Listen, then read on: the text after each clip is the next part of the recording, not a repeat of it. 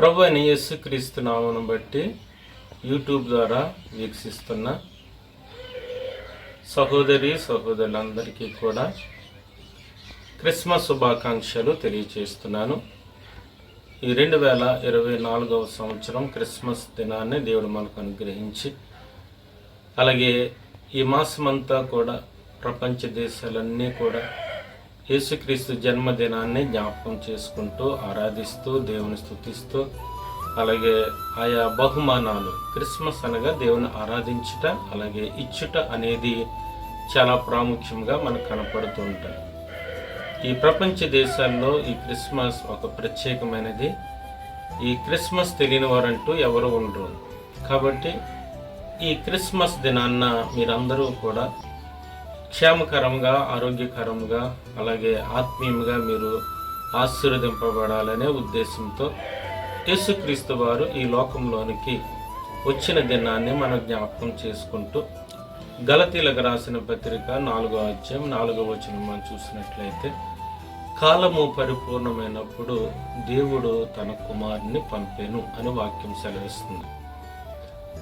ఈ లోకంలోనికి యేసుక్రీస్తు వారిని తండ్రి అయిన దేవుడు పంపించారు.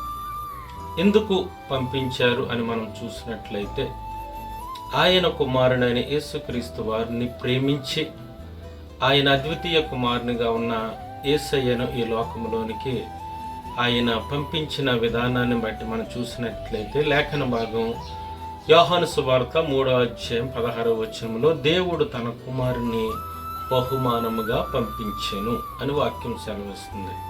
ఎందుకు బహుమానంగా పంపించారంటే, ఎవరూ నశించక నిత్య జీవం పొందినట్లు ఆయన అద్వితీయ కుమారుడు ఈ లోకంలోనికి తండ్రి అయిన దేవుడే బహుమానముగా ఈ లోకానికి ఇచ్చేశాడు. కాబట్టి ఆయన ప్రేమ ఎంత అద్భుతమైన ప్రేమో మనకు అర్థమవుతుంది.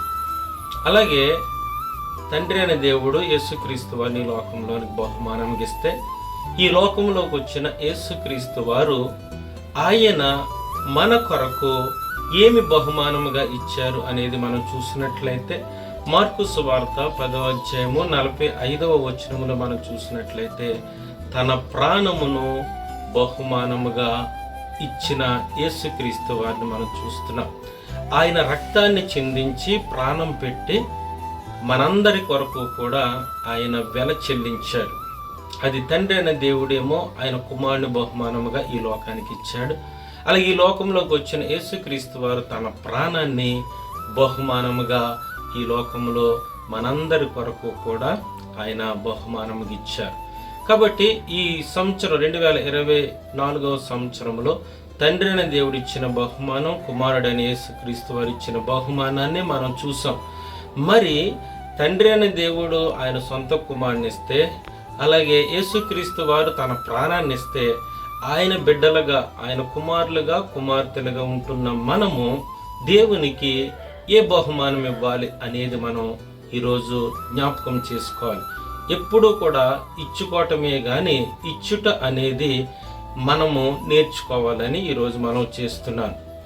ఎందుకంటే ఎవరేమిస్తారా అని మనం చూస్తూ ఉంటాం, కానీ మనము ఏమి ఇవ్వగలుగుతున్నామా? తండ్రి అయిన దేవుడు కుమారుని ఇస్తే, కుమారుడు ప్రాణాన్ని ఇస్తే, మనము దేవునికి ఏది ఇవ్వగలుగుతున్నాము అని మనం చూసినట్లయితే, అసలు దేవుడు నిన్ను నన్ను ప్రేమించి ఆయన ఏది కోరుకుంటున్నారు అని మనం చూసినట్లయితే, పరిశుద్ధ గ్రంథంలో 51వ సంకీర్తన 17-18 చరణాలు మనం చూసినట్లయితే, విరిగి నలిగిన హృదయము దేవునికి ఇష్టమైనదని వాక్యం సెలవిస్తుంది. అంటే దేవునికి మనం ఇవ్వవలసింది ఏమిటి అని మనం చూసినట్లయితే, మన హృదయాన్ని దేవుడు కానుకగా ఇమ్మని కోరుకుంటున్నాడు. ఈ సంవత్సరంలో ఇన్ని సంవత్సరాలుగా మనం ఇచ్చుట అనేది మనం నేర్చుకోవాలి. ఏమి ఇవ్వాలి అని మనం చూసినట్లయితే, ఆయన మన నుండి కోరుకునేది ఏమిటంటే, మన హృదయాన్ని ఆయన ఇమ్మని కోరుకుంటున్నాడు. కాబట్టి ప్రియమైన దేవుని ఈ మాటలు ఆలకిస్తున్న ప్రతి ఒక్కరూ కూడా గమనించవలసిన విషయం ఏమిటంటే, ఇచ్చుట అనేది ఈ క్రిస్మస్లో మనం నేర్చుకోవాలి. యేసుక్రీస్తు వారికి బహుమానముగా జ్ఞానులు బంగారము, సాంబ్రాణి, బోళము ఏ రీతిగా ఇచ్చారు, అలాగే ఈరోజు ఈ క్రిస్మస్లో మన హృదయాన్ని దేవునికి కానుకగా ఇవ్వాలి అని వాక్యం సెలవిస్తుంది. రెండవదిగా మనం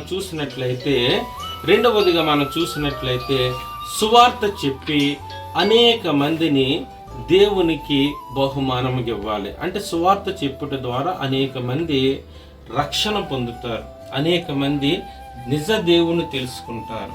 కాబట్టి మనం రెండవ విషయం ఏమిటంటే ఆత్మను సంపాదించి దేవునికి బహుమానముగా ఇవ్వాలి అని మనం ఈ క్రిస్మస్లో నేర్చుకోవాలి. మొదటిగా మన హృదయాన్ని దేవునికి ఇవ్వాలి.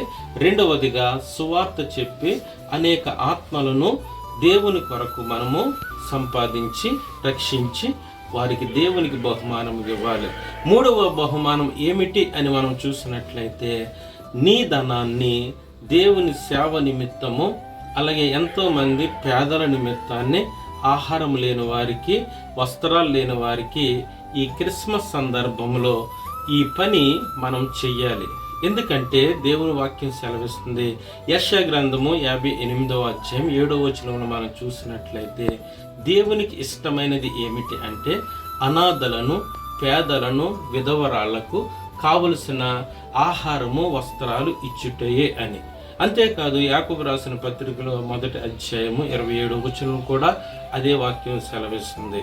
అందును బట్టి ఈ క్రిస్మస్కి నేను మీ అందరికీ కూడా తెలియజేసేది ఏమిటంటే, ఇదివరకు క్రిస్మస్ ఆరాధనలు మనం అన్నీ చేసుకున్నాం, దేవుని స్తుతించాం, అలాగే సంబరాల కింద మనం చేసుకున్నాం. కానీ దేవుడు మన కొరకు ఆయన ఏదైతే ఇచ్చారో దాని ప్రకారముగా మనము కూడా ఇవ్వాలి. అసలు ఏమి ఇవ్వాలి అని మనం చూసినట్లయితే మన హృదయాన్ని దేవుని కానుకగా ఇవ్వాలి. రెండవదిగా సువార్త చెప్పి అనేక ఆత్మను రక్షించి దేవునికి కానుకగా ఇవ్వాలి. మూడవదిగా మనం చూసినట్లయితే మనకున్న ధనములో కొంత సేవ పరిచర్యలో పేదలకు, విధవరాలకు అన్నవస్త్రం కానీ లేకపోతే అన్న వస్త్రాలు దానం చేయటం కానీ అవి మనము చేయవలసిన వారం ఉన్నాయి. కాబట్టి ఈ 2025వ సంవత్సరంలో ఈ క్రిస్మస్ రోజు మీ అందరికీ కూడా విజ్ఞప్తి చేసేది ఏమిటంటే, దేవుడు మన ఆశీర్వదించిన దానికి, దేవుడు కోరుకున్నట్లుగా మనం ఎప్పుడైతే ఆయన ఇష్టమైన ఈ పండుగ లేకపోతే ఆయన కోరుకున్నట్లుగా దేవుడు మన కొరకు ఆయన సమస్తము ఇచ్చాడు, మరి మన నుండి దేవుడు ఏది ఆశిస్తున్నాడో ఈ 3 విషయాలు కూడా గుర్తించుకొని ప్రభువు కొరకు మనము ఈ 3 తీర్మానాలు లేకపోతే 3 విషయాలు గుర్తుంచుకొని మన హృదయాన్ని, అలాగే అనేక మంది నశించిపోతున్న ఆత్మను పట్ల భారము కలిగి మనము ఆత్మను రక్షించి వారిని దేవునికి కానుకగా, అలాగే మనకిచ్చిన ధనములో నుంచి దేవుని సేవ నిమిత్తాన్ని, అలాగే పేదల నిమిత్తాన్ని, విధవరాల నిమిత్తాన్ని అన్నదానము కానీ వస్త్రదానము కానీ చేసి దేవుని వద్ద నుండి బలా మంచి నమ్మకమైన దాసురాల అనిపించుకొని దేవుడు ఇచ్చే ప్రతి ఆశీర్వాదం పొందుకొని మరలా 2025వ సంవత్సరం వచ్చేటప్పుడు ఆత్మీయంగాను ఆర్థికంగాను దేవుడు మిమ్ములను, మీ కుటుంబాలను దీవించి ఆశీర్వదించునుగాక. ఆమేన్.